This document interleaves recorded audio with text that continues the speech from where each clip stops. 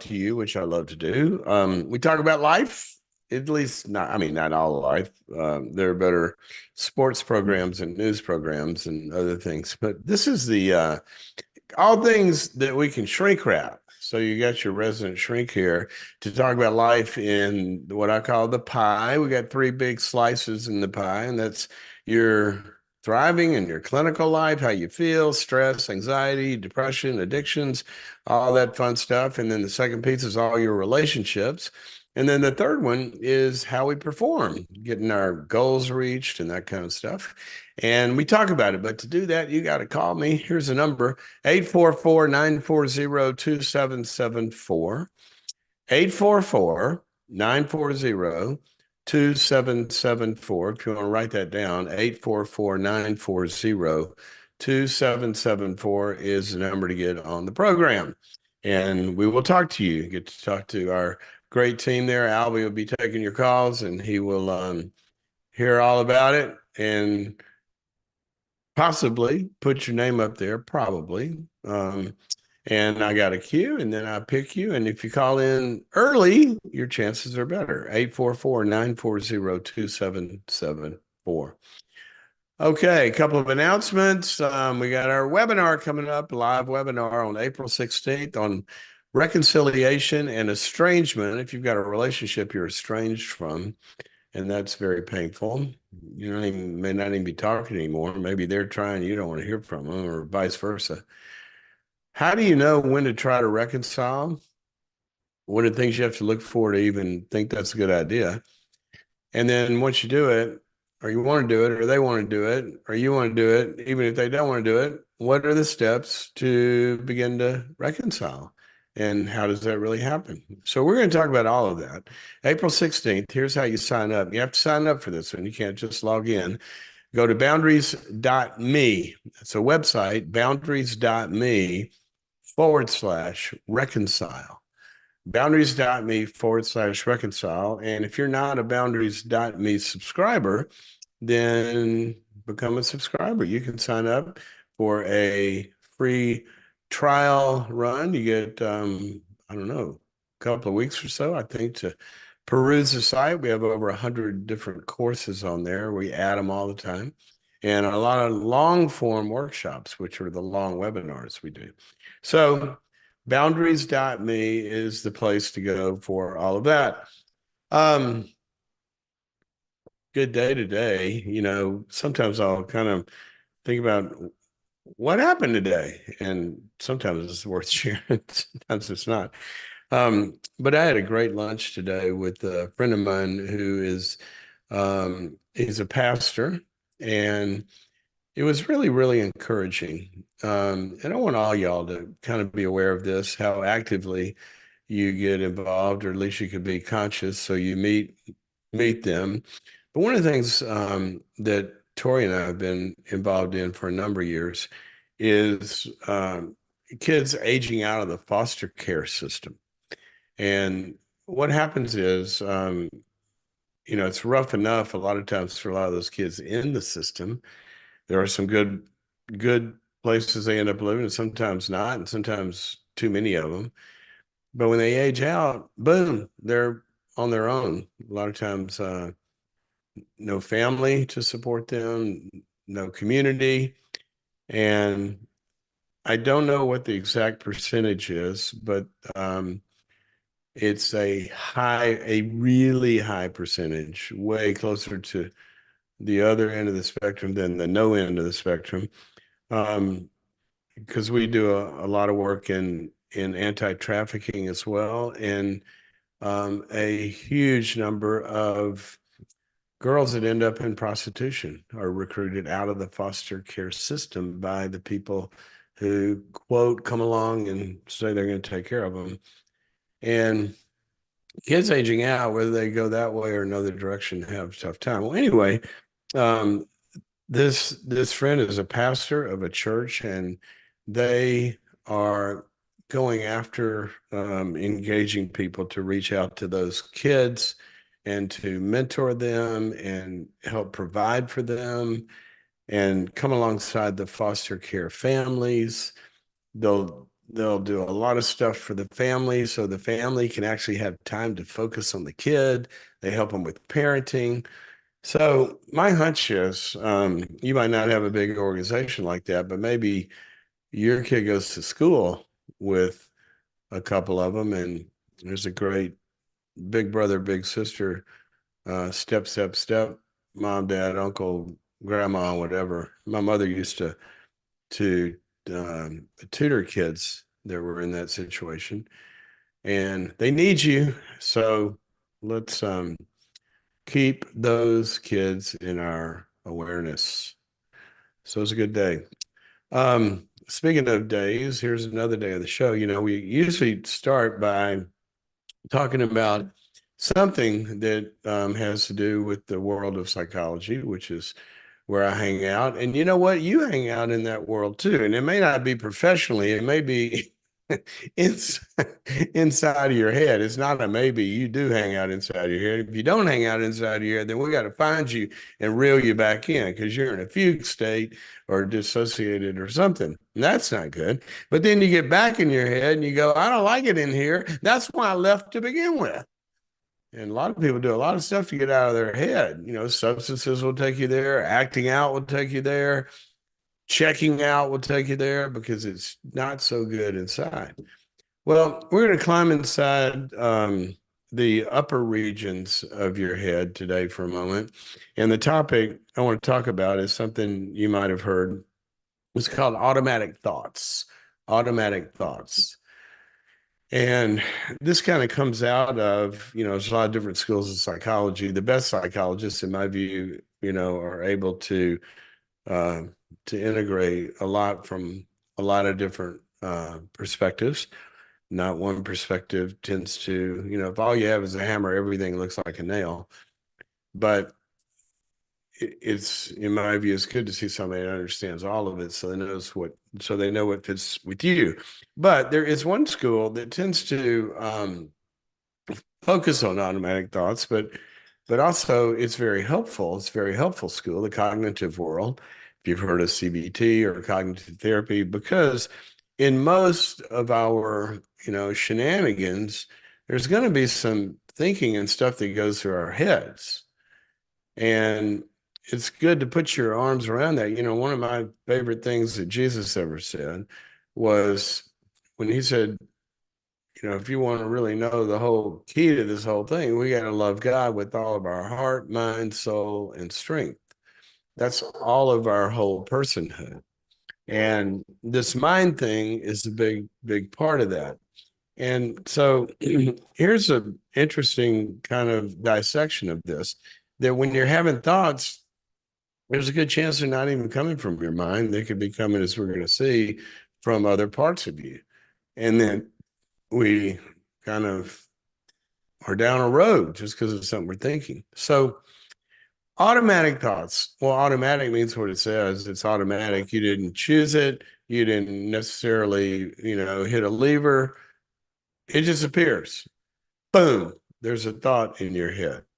Now, let's get into the first part of this. What's the problem about automatic thoughts? I mean, wouldn't that we'd love to have things go off automatically, right? You do a lot in your life to have your system produce automatic functioning. That is a huge part of how God wired you, is to be able to do things automatically. For instance, when you drive your car, okay, you have automatic things that you do. When you go to bed at night, you probably don't plan, put in your calendar, brush your teeth. No, you do that automatically. So we're wired to do things automatically.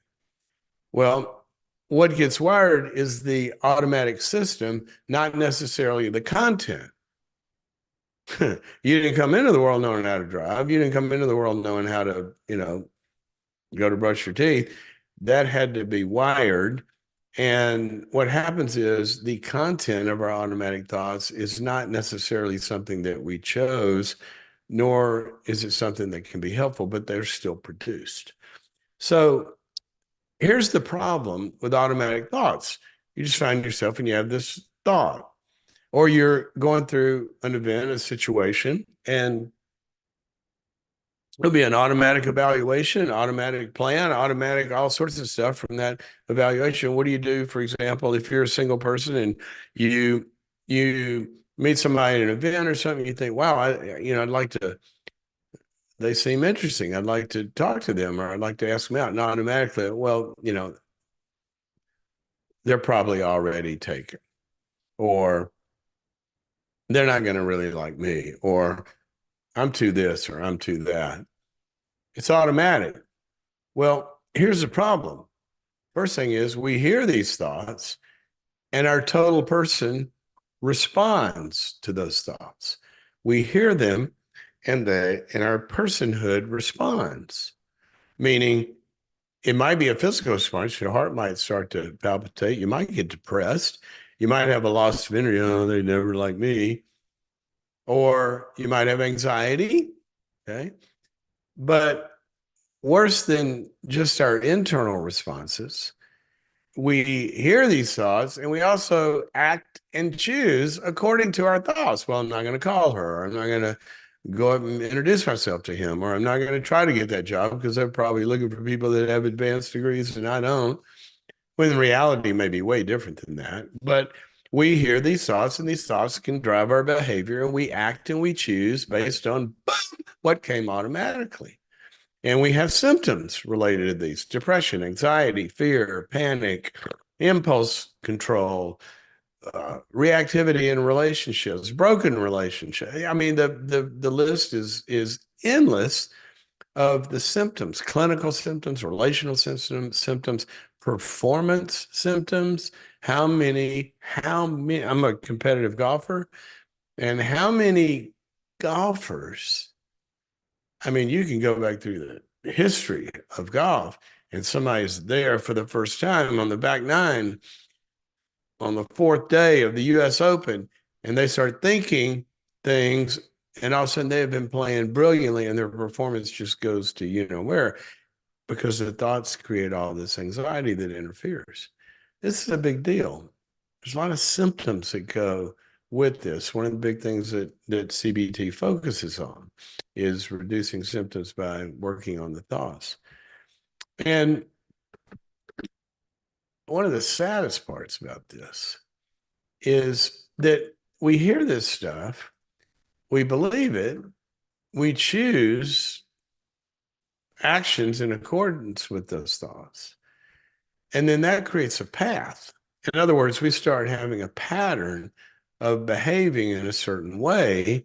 And then that path becomes deeply neurologically wired into kind of how we behave and how we choose and how we act. And that becomes a long time, and it gets more deeply ingrained. And then that's kind of how we are, so to speak, because a path becomes your future path. One of the great philosophers, I can't remember who it was, Albie probably knows, says that a person's character is their destiny. Well, how you're glued together and how you're wired has much more to do with where you end up in life than a lot of circumstances, a lot of times. So that's a problem. Now let's get to the bigger problem. The bigger problem. You got to get to the bigger problem, which is you got to ask yourself some questions. Are these even thoughts? The answer is many times no.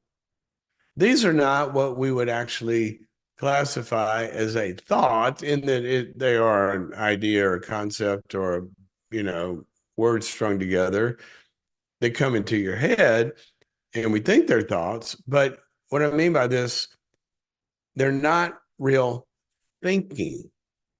There's a difference between a thought I can have and thinking, because thinking comes from something above that, which is a higher part of the brain. This is where a lot of mindfulness does. It's a lot of what, the people that talk about kind of detaching from your whole world and getting above it. And psychologists call the observing ego. That whatever is going on there, the question is, am I thinking about what I'm thinking? Now that's thinking. When you get above your automatic thoughts and start to evaluate, which is part of the bigger problem. you start to get into these thoughts, and you know what? These thoughts may be being produced by your body. If you've been through trauma, for example, you've got an overactive amygdala, which is creating anxiety and cortisol and all of this. You can almost do reverse engineering of a panic disorder or a phobia or something like that. Somebody's body starts to react very similarly, actually, to high performers. High performers' bodies react in the same thing, and they interpret that as motivation and activation. And I'm getting ready. I'm going to go perform. Whereas somebody with an anxiety disorder, their body starts to activate, and then they will start to think things to explain that. Well, it must be because the plane's going to crash. I'm nervous. Oh no, the plane's going to go down, or I'm nervous they're going to reject me. And now you start thinking things. It didn't even originate from thinking. It might have originated from, kind of deep, kind of like message centers from anxiety in your body, trauma in your body, or depression in your body. Clinical depression, one of the things we see in some forms of clinical depression is negative thinking. And as one of my mentors used to call it, painful thinking. Depressed people think painful thoughts. And so these are being produced from a lot of different ways. And then you have to ask this question. I want you to ask this question about what you're thinking. Is that helpful? Is that helpful? Is it helpful for me to think that way? Is it producing the results in my life that I want? Secondly, what results in my life is it producing? Well, in the meeting somebody at a party situation, the results it's producing is you don't go up and meet them and possibly get to go have lunch and find out, you guys could have 50 great years and 4 kids together. Oh no, I'll listen to this physiologically produced thought instead and go down that path. Or you could call on that customer or go apply for that job and maybe have a great career. But we don't know that because I'm just going to listen to these thoughts in my head, which is a good question to ask. Have you ever noticed this? Just because you're thinking something does not mean it's true. Think about that. We're human beings. We're not omniscient and we're flawed and we don't have all the information. And sometimes whatever we're thinking, good chance that's not the whole picture. That's not even true. So, second question to ask yourself is what's going around in my head? Is that producing the results in my life that I want to produce in my life? And is it producing results in my life because I act and choose and follow on it? Is it producing results that I don't want in my life? Where's your thinking taking you? And the next question, this bigger problem part of this is where did these thoughts come from anyway?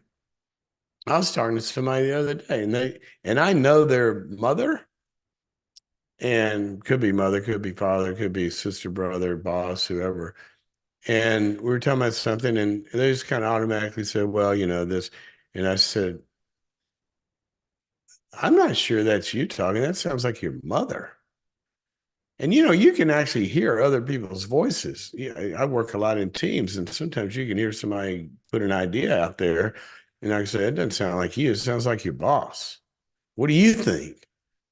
And the question, where did these come from? I always, tell people, if your mother, your father, your grandpa, or somebody is living in your head, I hope you're charging them rent because they're taking up space. If they're living there for free, maybe you need to have an eviction discussion.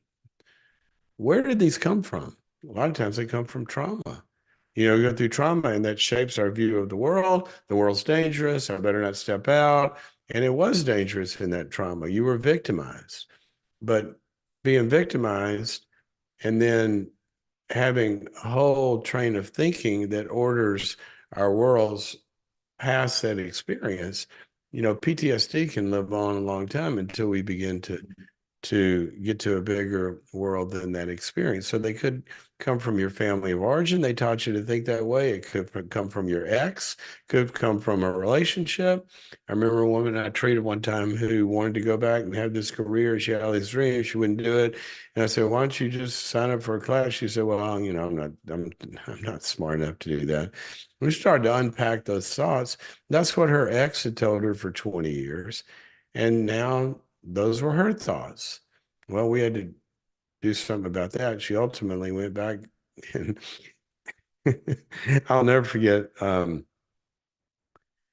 she wouldn't even make the call to the college she wanted to go to at 40 to get an application. This is before you could submit it online. And I remember saying, bring the number in here, and sat in the office and virtually made her pick up the phone and dial the number and ask for the application. I know they're going to reject me. I know they're going to say I'm too old. I know this. No, we don't know that.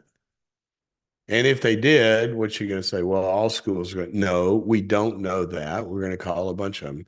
Anyway, it worked. She did it. We had to coach her through those thinking patterns all the way. This is what great football coaches do at halftime when the team's down 20 points. You get them out of those negative spirals. So where did these negative thoughts come from? Well, probably not you. It could have come from trauma, could have come from experience, could have come from a lot of other places. One of my favorite passages, favorite verses in the Bible, it says to be transformed by the renewing of your mind. The renewing of your mind. One of the first ones I heard about that when people would feel bad about themselves and they start a spiritual growth path, somebody said, look, God don't make no junk. You keep thinking of yourself like junk. And what does he say? Well, he says you're his workmanship and you're created for good stuff. So let's stop telling yourself that you're junk and we got to start down a different path. Well, how many times have you seen an abused person show up in life and they really believe that they're, flawed in some way? So where did these come from? We got to evaluate. We're not even learned to think this way. This is not helpful. Whose are they anyway? Well, we talked about where they might have come from. It might be mom or dad or teacher or somebody else. But whose are they? Now they are yours. Well, if they're yours, you own them and you get to decide whether or not they get to stay. All right? You grew up and, maybe you had 10 relatives living in your house and one of them was a snitty cousin or brother or sister, and your parents made you share a room with them. Well, now you're an adult and it's your apartment or your house. Whose is it? And you get to decide whether that critical whoever is going to live in your house. Well, your house is your head now. So you get to decide these. I remember one time Olivia, our oldest daughter, she was having trouble sleeping. It was about the sixth grade or something. She had a pretty tough teacher that year, and she'd get anxious the night before sometimes. And we put her to bed, and about 5 minutes later, Daddy! And I went in there and said, what? She said, I can't sleep. I can't sleep. What should I think about? Because she was worried about school. I said, Olivia, count some sheep. She goes, what do you mean count sheep? And I said, well, just picture some sheep jumping over a fence and just keep counting them and don't stop. I don't care if you get to 10,000, don't stop. You just watch them jump and you count them. That's all I want you to think about, watching those sheep. So I say goodnight and I walk out. About 10 minutes later, Daddy! I said, what? Come back in there and she says, my sheep keep crashing into the fence. I go, Olivia, they're your sheep. Make them jump over the fence. These are your sheep. I'm not controlling your sheep. And she starts to learn how to think about her sheep. Well, their sheep are your thoughts. So, okay, whose are they? They're yours. Let's do something about it. I want to use a little analogy here. Um, there's a difference in being on the plane and being in the cockpit. There's a difference in being on the plane and being in the cockpit. See, you're the plane, and you might be sitting in row 34B, but I need to get you in the pilot seat. So that's our prefrontal cortex has these abilities to go higher. My dog Finley, she barks. That's the way she's wired when, and I like that. When, a stranger comes to the door, she runs up and says, "Not so fast, Bubba. You're not coming in here until I get more information." And she is scary. Dobermans are the biggest lovers in the world, by the way. But if somebody comes where they're not supposed to be, she's going to check you out. So here's the thing. That's what dogs do. They don't have the higher brain functions that you do. I've never seen Finley run to the front door and bark and step back. I wonder if that was helpful. Did I bark loud enough? Did I bark at the right time? Am I barking at exactly the right person? And a bigger thought never comes, which is I wonder if barking then is going to get me closer to where I want to be on Thursday and ponder it. No, Finley doesn't do that. She just thinks. Pretty smart. Dobermans are really intelligent, but you're more intelligent. You have the ability to get above your thoughts and observe your thoughts. And so I'm going to give a quick little list here, and then we're going to go to some questions in our callers. But the first thing is just start to observe. Get out of row 43 and go sit in the cockpit. And, your dashboard is sort of like your thoughts. You can see them all there. How's your altitude? Do you have enough fuel? Am I stupid? And is this going to fail? And is this person going to reject me? I'm not going to get this job. You can see this dashboard, but you are not the dashboard. It's separate from you, and we have to make that separation. So observe, get into your observing ego. The ego means I, so the I that observes the I. Now we're observing our ways. One of my favorite verses when God says, "Observe your ways." In other words, don't just live your life, observe how you're living your life. It says in Psalm 139, where we ask God for help, observe my thoughts, it says. See if there's any hurtful way in me. And David was going, I've got some stuff in here that's really not helping me. And he asked God for help to observe those. You might ask God, and you might ask some other people that are for you to evaluate what you're thinking. And is this reality? Is this accurate? So we got to get an observation. Then you got to evaluate those thoughts. Are those helpful? Are those reality? Are those, and start to question? That's what cognitive therapists do. They get you to evaluate your thoughts and begin to question them. Third thing, remove yourself from instantly reacting. You have a thought and you feel anxious, just sit back. Well, there's that thought. Feeling anxious. I'm feeling this. You don't have to do anything. The very fact that you're naming the emotion gives you more brain function to get above it and calm down anyway. So remove yourself from the reacting and observe the reacting. Then what they'll teach you is dispute those thoughts. Well, that's not true. I'm not junk. God didn't make no junk. I'm not going to do that. Or I don't know if they're going to reject me. I haven't talked to them yet. I'm going to find out. Or if they reject me, they might have rejected me, but they're not the only person in the world. And if you're not armed with things that are going to dispute what's automatic, then automatic is going to be the pattern and the path that you go down. So dispute them and choose the sheep jumping over the fence, right? You got to choose the good stuff. I remember I had a patient one time who overcame extreme PTSD. And sometimes get to that moment where she could continue to go down this awful path that we were evaluating in the moment. And I'd say this instead. She'd say, okay, I'm going to choose to believe that. It is really interesting.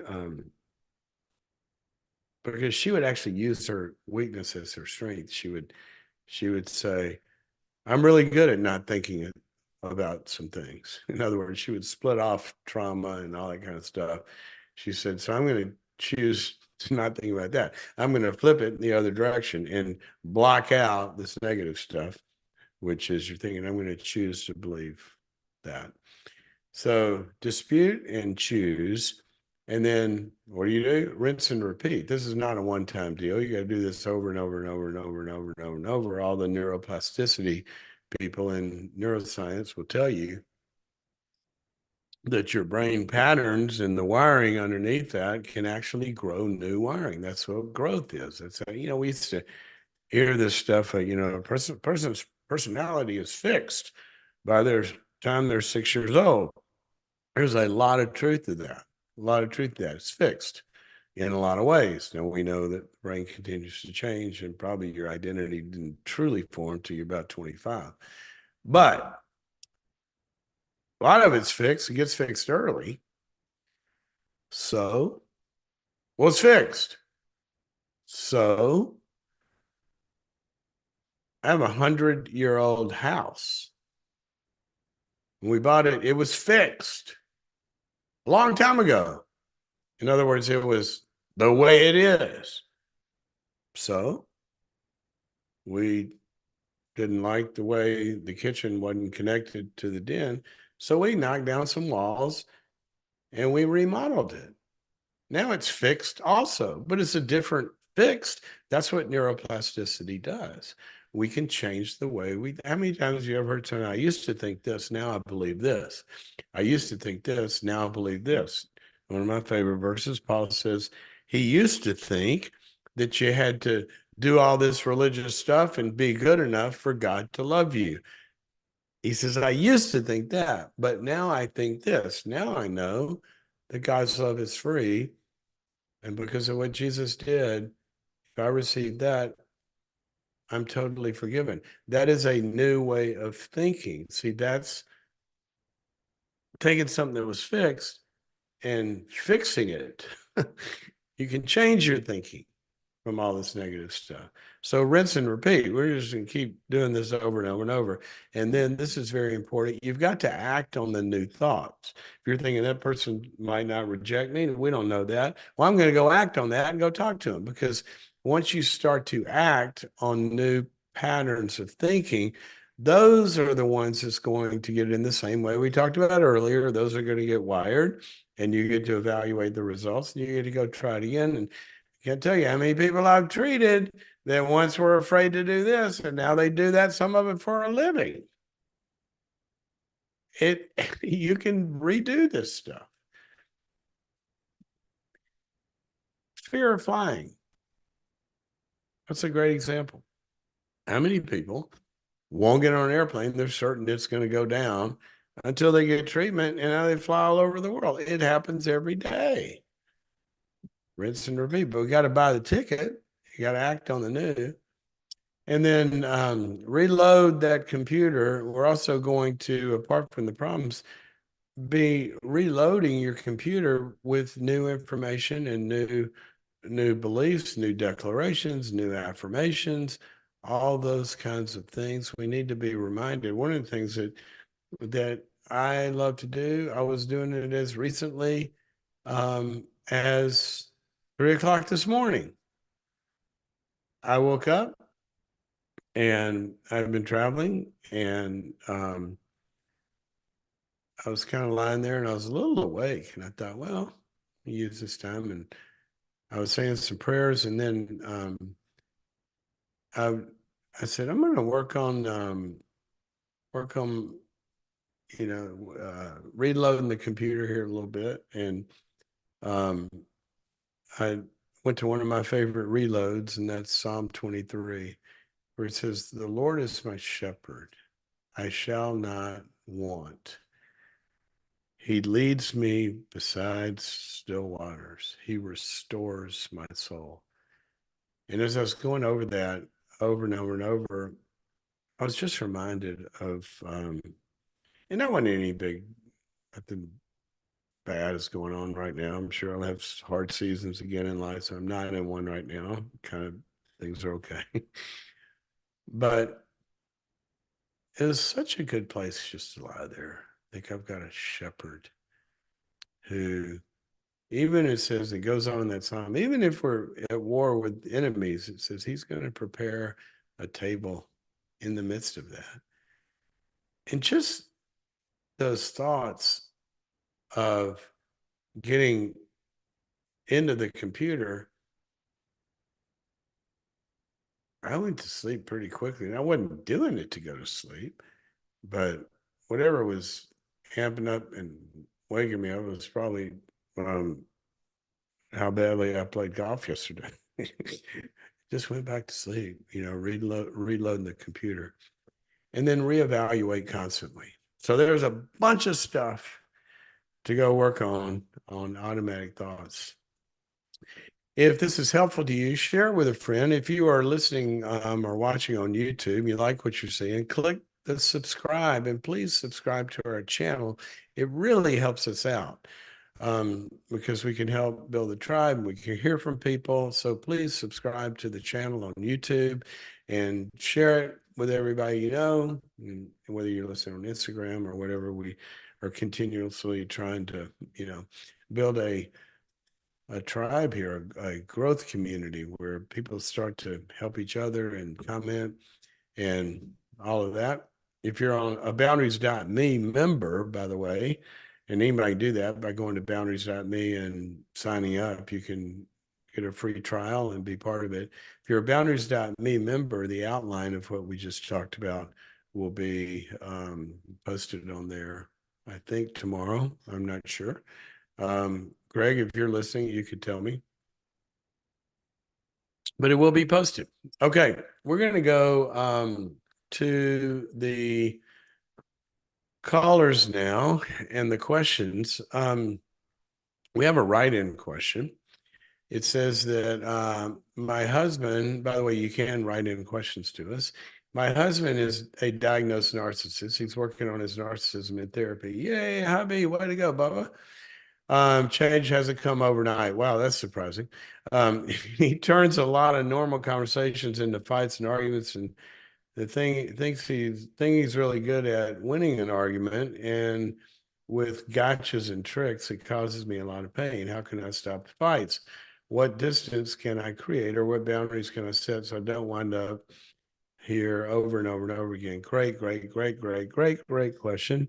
Um, if I don't know whether he's a narcissist or not, I didn't diagnose him. I do know that there are a lot of misbeliefs out there, misconceptions about narcissistic personality disorder. One of them is people think they're all alike. They're not all alike. Some of them are based in uh, a very different, more malignant form of narcissism than others. Some are based in almost too much strength, fixed, want to be God and kill anything that gets in the way. Others, it's very fragile and based on a lot of weakness, and you deal with those very differently. So I would look at the ways in which you deal with them. Kind of, are you dealing with strength or weakness? Usually, the strength requires some pretty good limits that are immovable, and usually the weakness can give in to other sort of things that respond and pull out vulnerability. But having said that, let's go to your question about, he's so good at playing gotcha and this, that, and the other, and winning in these arguments, and it causes you a lot of pain. How can I stop the fights? Very simply, it takes two to fight. I want you to Google a boxing match, and what you'll notice is you got two people in the ring. If you keep watching that boxing match until somebody goes bing and the round's over, they walk to their corners. Well, what you can do in the middle of the quote fight is you can go ding in your head and walk to your corner, even though he's still there, and he's going to be punching at air. it takes two people to have an argument. And so very simply, you could say, I don't think this is helping, so I'm not going to continue to discuss this now. And I'm going to go to the kitchen, or I'm going to go to Susie's house, or do whatever. And we can take it up again if you agree to listen to me and stop doing A, B, and C. And when you can do that, I'll be glad to talk to you. And if you can't, then we'll take it up again in our counselor's office. But I'm not going to talk about it until then. This is not helpful to me. It takes two people.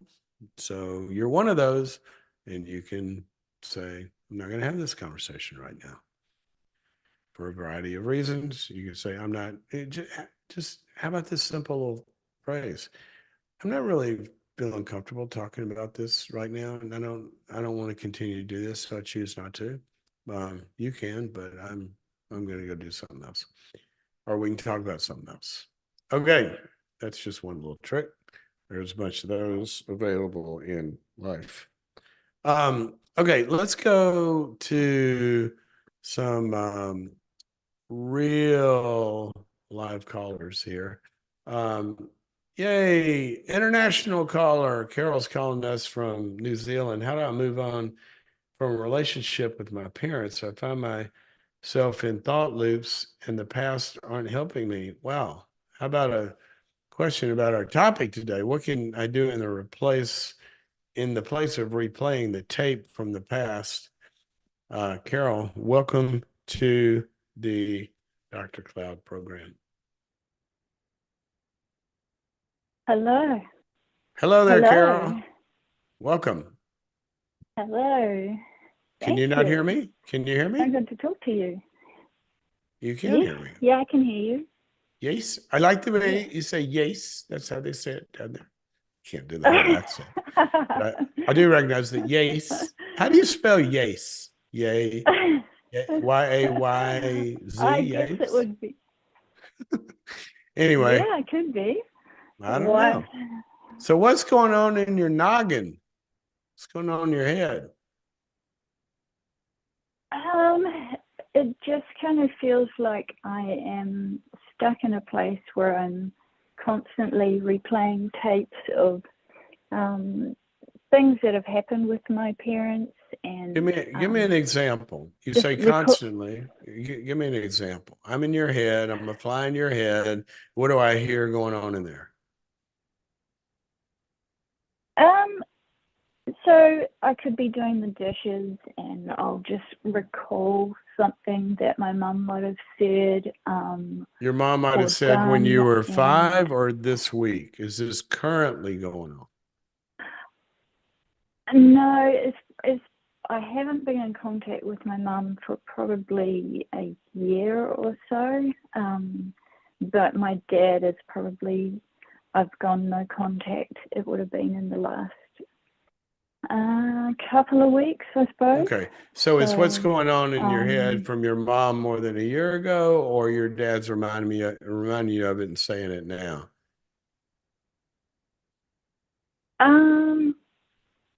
It's kind of both. Like okay, before we go on, I just want to say something because I want everybody to hear this.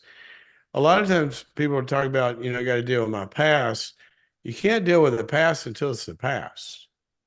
So you might have ongoing triggers happening now that are really not triggers, because triggers are symbolic representations of things in the past. So we can deal with that differently.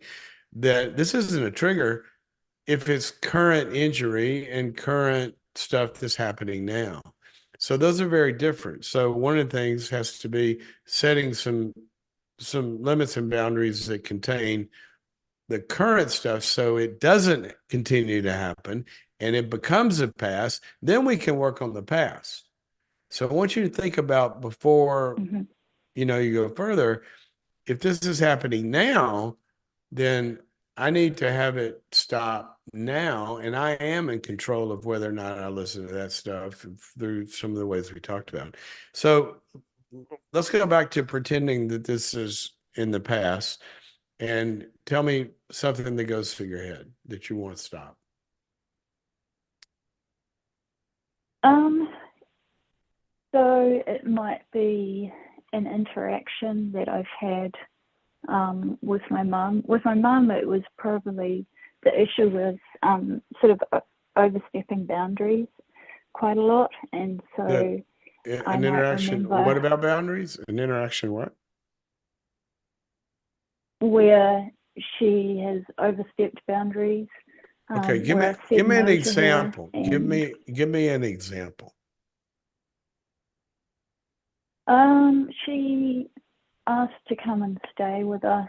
It was probably over a year ago, and she asked to come and stay for a week and in our house, and I said no. I said you can come and stay for 3 days, but you can't stay in our house. So she You can pretty much had wait a minute, like a hold on. Say you meltdown. can come and stay for 3 days.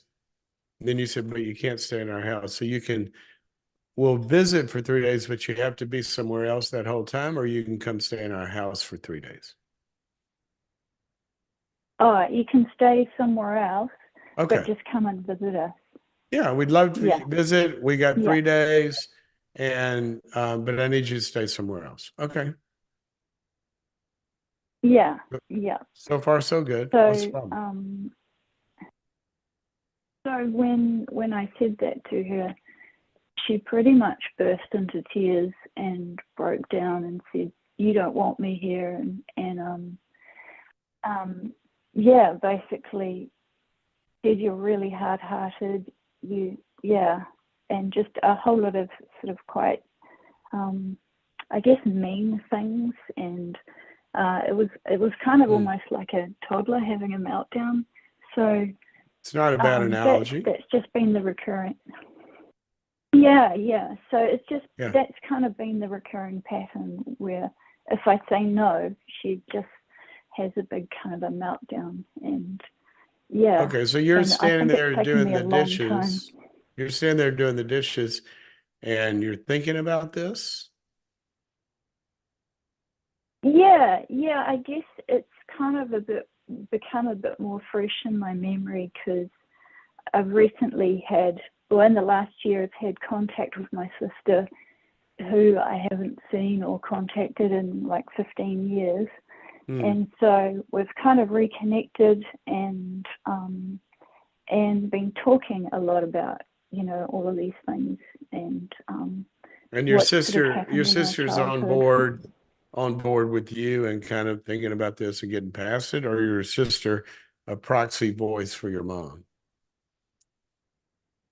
No, she has had no contact with both of my parents for about 15 years as well. Okay, so So, you and she are kind yeah, of on the same page about how hurtful this stuff is. yeah, Okay. So yeah, your yeah, question is, how do I stop this? yeah. I'm kind of feel like I'm stuck in this place of feeling like I need validation because both of my parents blame me and my sister for not being able to have a relationship with them.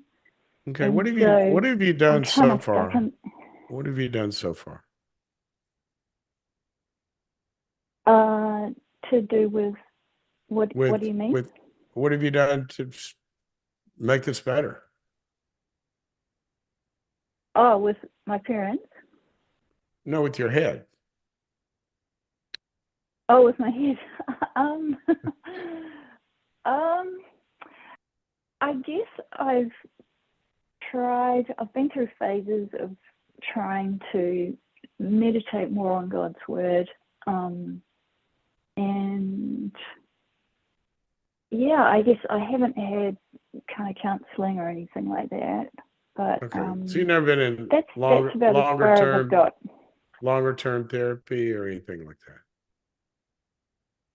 No, no, I haven't. Okay. Great. It's awesome. Because that means that you've got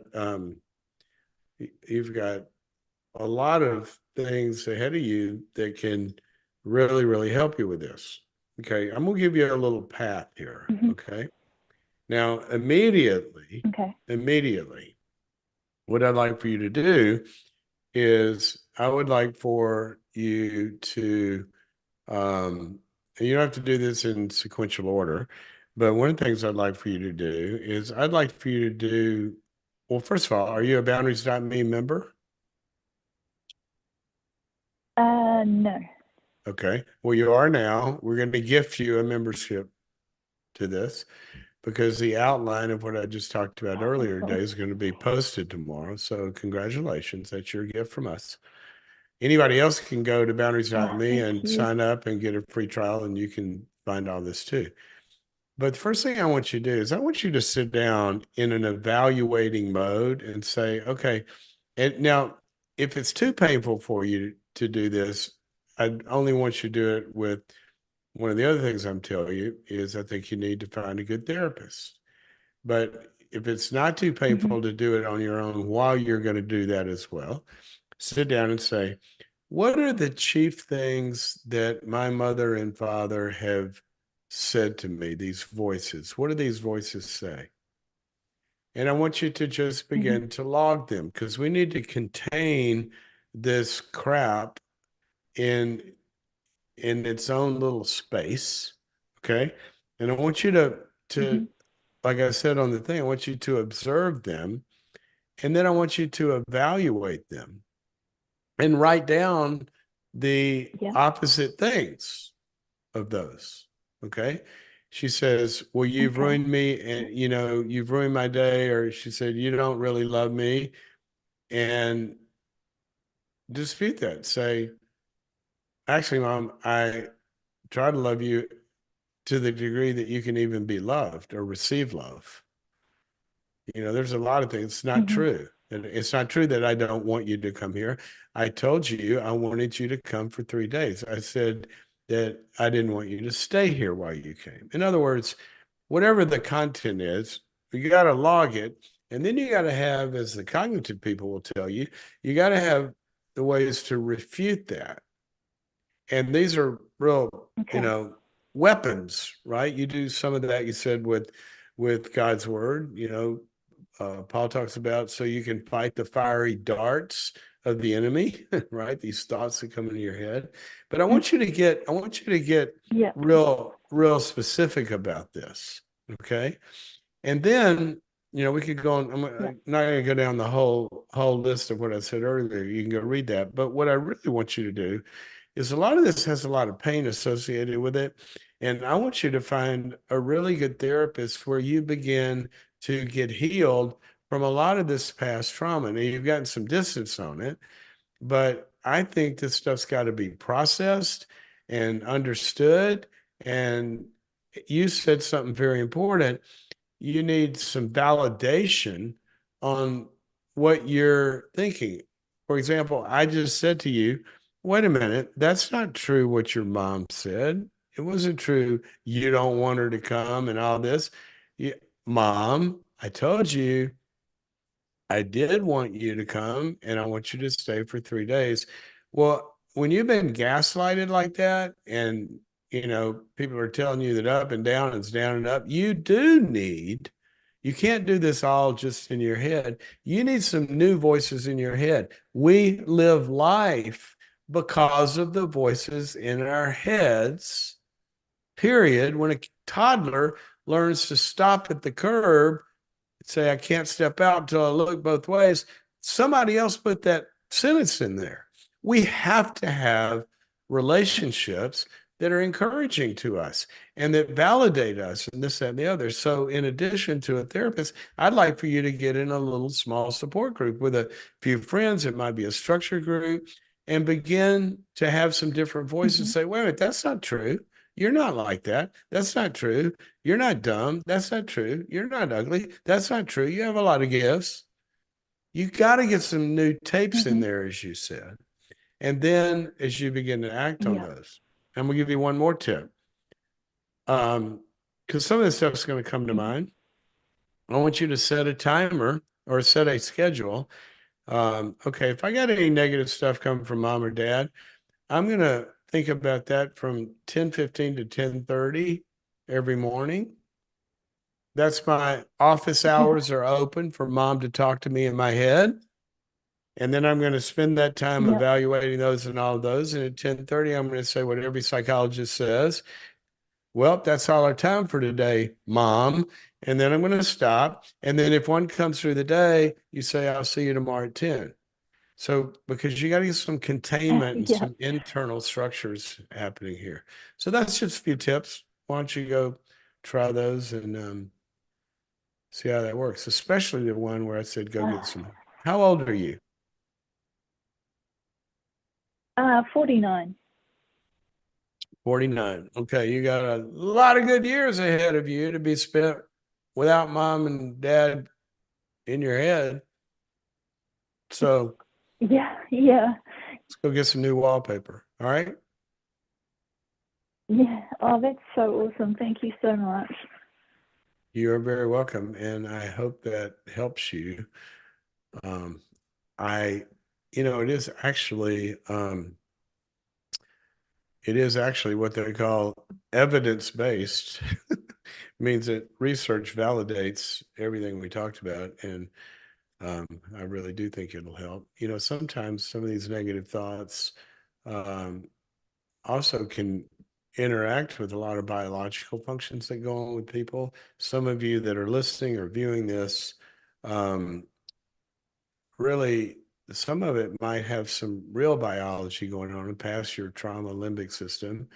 Um, and it might be good to go to a good psychiatrist because some thought disorders are actually deeply intertwined with biology, and medicine can be very, very helpful. I know a lot of people have a lot of problems with, and I'm not saying everybody needs to be on medicines, and I'm not saying medicine's the answer for everything. I'm not one of those, but don't throw the baby out with the bathwater. Um, it's really important to um, treat things appropriately. If something has a biological component, we treat it with biology as well as psychology, and if something has a psychological component, sometimes biology can be part of the picture. So, I mean, if you don't think biology can affect your thinking, then I was talking to a woman yesterday and her husband, and she was talking about menopause. You don't think biology affects your moods? You don't think biology can affect your thinking and your relational reactions and all that kind of stuff? Well, how about this? You ever had blood sugar drops and you start to get cloudy in your thinking? Biology affects us. So some of you may actually need some of that. Okay, we're going to take, since we're up against the hour mark here, um, I'm going to take one more write in. Um, and let's see. Here's what it says. I'm 28, just got placed on a leadership track at work. Way to go. You wouldn't have gotten placed on that if something good wasn't happening. I've read a few of your leadership books and I'm reading some by others. I want to be the kind of leader that people love to follow. Do you have any general advice for me? I do. I got way more than we could do in a few minutes. One of the things that I would suggest to you, if you go to drcloud.com, look up Leadership University on there. This is an online leadership program, or you can go to the website, either drcloud.com or leadu, leadu.tv. And there is, this is something that big companies use, and where there are modules where I take you through some of the most important leadership development lessons there.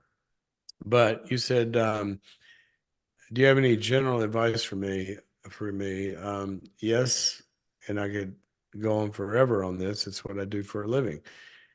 But one of the most important things is to realize something that when you look at all the research, all the people get to the C-suite or get that high and rise up that high, they all pretty much look the same at when they get to be, you know, the C-suite, which is the CEO, COO, CFO, CIO, all of that kind of stuff. They look the same in education, experience, IQ, test scores, aptitude, business acumen, all of that.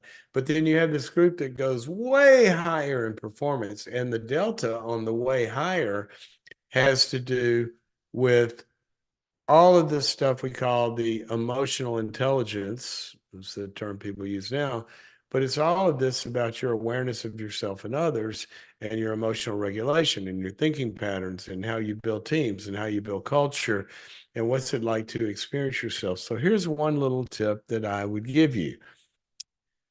In my book, my leadership book, Integrity, I talk about how you're like a boat that goes across a lake in your leadership, and you leave a wake behind you on two sides. The results you're getting and helping other people to get, and the relationships that you are forming in the team or the culture or with customers or stakeholders. So go and sit down with people that have interactions with you above you, a peer or two, and people that report to you, and say, you know what? I just learned that a leader leaves a wake behind them. And as you've interacted with me, I'd like to know what kind of wake I'm leaving. How do you experience me and how I help you get results and how I get the results that you need from me? And what's it like to work with me? In other words, what's it like to be on the other side of me? And I'm not going to dispute it. I'm not going to argue with it. I just want to learn from you. What's it like to be on the other side of me in how I help you and the company get results and what it's like relationally? Start there and then take that and then go sit down with your coach or your mentor or your boss and say, how do you think I can get better in these areas that have been pinpointed? So I would start there. Another thing that I would do, I would recommend my book Integrity, and I would recommend my book Boundaries for Leaders, because it goes into a lot of the big components that are key in leading well. Okay, well, that is all of our time for today, guys. I want to remind you, we got a webinar coming up. Get signed up for it. You got to sign up to attend. It's called Reconciliation and Estrangement. If you've got a relationship that's estranged, can that be reconciled? And if so, how? Might it not be a good idea to try to reconcile? And if so, why? And how can you recognize that? When do you do it? When do you not do it? When you do it, how to do it? Go to boundariesme/reconcile to get signed up for that. It's coming up April 16th at 4 p.m. Pacific. Be there live and you can interact and see and be part of the interaction and read it and hear it and view it and all of that. Or you can sign up for it and then you could view it later if you can't be there at that time. It's fun to be there live. We have a great time at these events. And I tell everybody, go to boundariesme right now. Just go and sign up for a free trial. Just sign up and you'll start getting my daily coaching tips and video each and every morning in your inbox. And you can try it for a few weeks. You can explore the platform. Boundariesme. Go sign up for a free trial. Won't cost you anything. All right. And here we are one more time. We got to be together. I always love talking to you guys. I love the write-in questions and talking about life. So having said that, I'll see you next time. Okay. Bye-bye.